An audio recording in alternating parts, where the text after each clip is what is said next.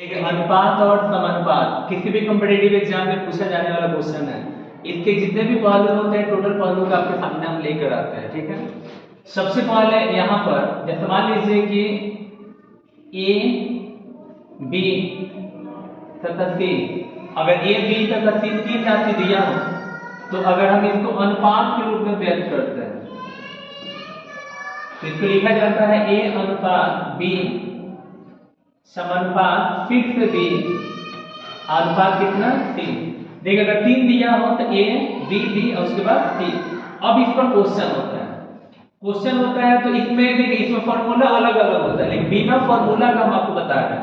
इस तरह से आपको तीन सूत्र रटना पड़ेगा कि प्रथम अनुपात क्या रहता है, द्वितीय क्या होता है, तृतीय क्या होता है। बिना फॉर्मूला का क्वेश्चन हम आपको बता रहे हैं कि फॉर्मूला की कोई आवश्यकता नहीं है, बस दिमाग में बैठा कर रखिए पहले ए तब बी बी और उसके बाद क्या होता है सी। जैसे क्वेश्चन यहाँ पे कहता है कि 2 तथा 3 का प्रथम अनुपात ज्ञात करें।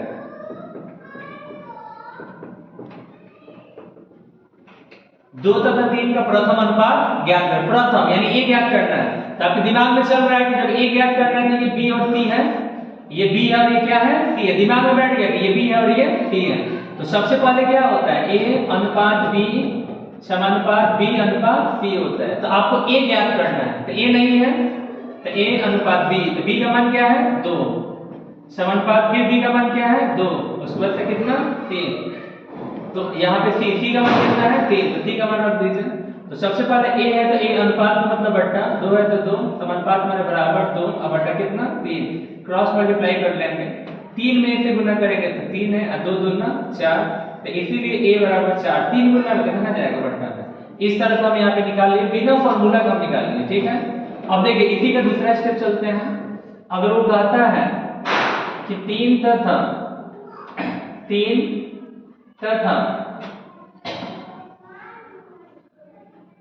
4 तथा 9 का द्वितीय अनुपात ज्ञात करें।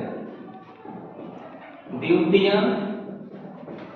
अनुपात ज्ञात करें। ठीक है, अब यहाँ पे कह रहा है कि 4 और 9 का द्वितीय अनुपात ज्ञात करें बिना किसी फॉर्मूला के। कोई फॉर्मूला नहीं चाहिए हमको, द्वितीय यानी बी चाहिए। इसका मतलब क्या दिया है तो ए और सी दिया है। आप क्या जानते हैं ए अनुपात बी समानुपात बी अनुपात सी। तो एक बार ए का मान दे दिया है 4, बी मिसिंग है कोई बात नहीं है। उसके बाद से सी का मान यहाँ पे कितना दिया है 9, यहाँ पे 4 अनुपात का मतलब बट्टा बी बराबर बी 9, क्रॉस मल्टीप्लाई करते हैं। b में b से गुणा कीजिएगा b स्क्वायर 9 चौका यहाँ पे 36 हो जाएगा, इसीलिए b बराबर स्क्वायर रहता है तो रूट वर्गमूल निकलता है, निकाल दीजिए 36 का वर्गमूल आपका 6।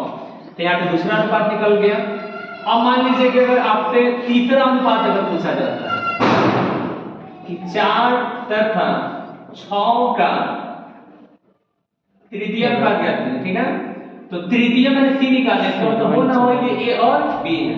आप क्या जानते हैं ए अनुपात बी अनुपात सी। ए की जगह पर यहाँ पे 4 अनुपात बी, बी का मान कितना है 6, फिर से 6, सी मिसिंग है कोई दिक्कत नहीं है। 4 अनुपात का मतलब बट्टा 6 बराबर 6 और यहाँ पे कितना सी। ठीक है, क्रॉस मल्टीप्लाई करते हैं, कर सकता है लेकिन कर लीजिए। 4 में सी से तो 4 सी 6 है 36, 6 से 36 कट गया कितना बार में 9 बार में, इसलिए सी बराबर कितना हो जाएगा 9 हो जाएगा।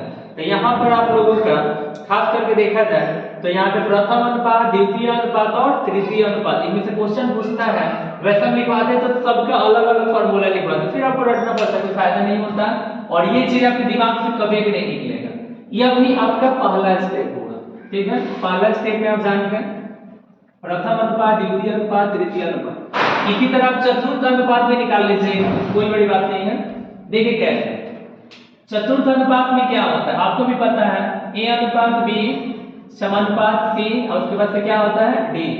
अगर क्वेश्चन किया है 2 3 तथा 4 का आपसे पूछ दिया मान लीजिए कि चतुर्थ अनुपात ज्ञात करें, तो इसके लिए कोई फॉर्मूला नहीं है, डायरेक्ट बन जाएगा।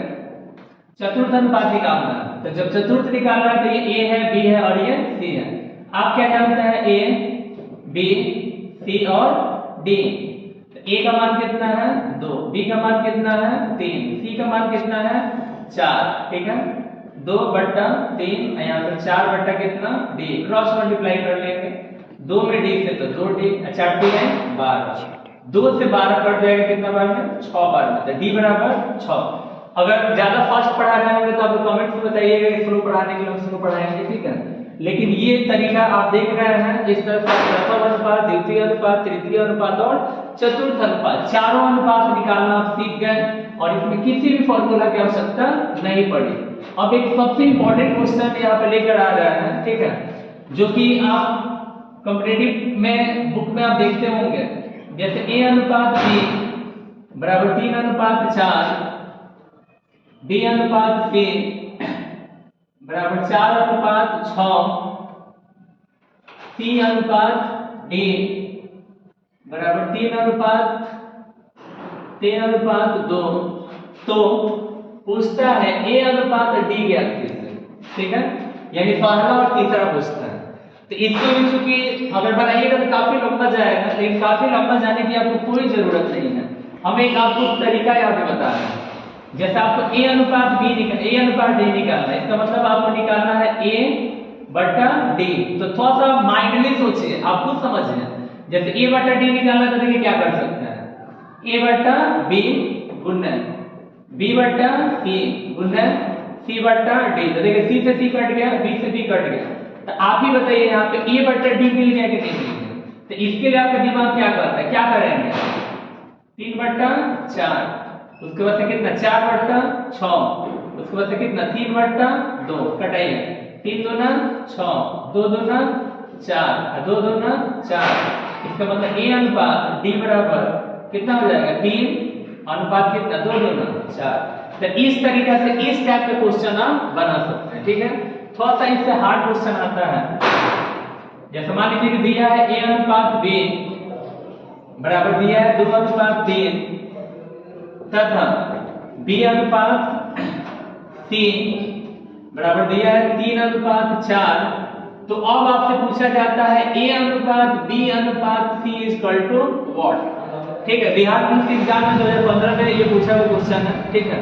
तो सबसे पहले इसको भी अगर हम बनाते हैं तो ये भी बहुत लंबा जाएगा, a का मान अलग करके b का मान अलग करके, लेकिन इसको एकदम शॉर्ट तरीका में हम देखते हैं कि हमें चाहिए a अनुपात b अनुपात c तीनों चाहिए। तो उसके लिए यहाँ पे रूल होता है a अनुपात b और b अनुपात c, क्योंकि आप देख लीजिए a b और c, तो इस तरह का आपको बन जाता है। तो पहले a अनुपात b कितना है, तो 2:3 है, 2:3 है, वो कितना है तो 3 अनुपात कितना है 4 है, ठीक है। तो सबसे पहले यहाँ पे इससे गुना करेंगे, ठीक है, यहाँ पे इससे गुना करेंगे और इससे करेंगे, तो यहाँ पे कितना हो जाएगा 3 दूना 6, 3 तिया 9, ये 4 तिया 12, और यही हम लोग का आंसर। कॉमन करना है तो कर सकते हैं, नहीं तो छोड़ सकते हैं, ठीक है। इस तरह से क्वेश्चन बना सकते हैं।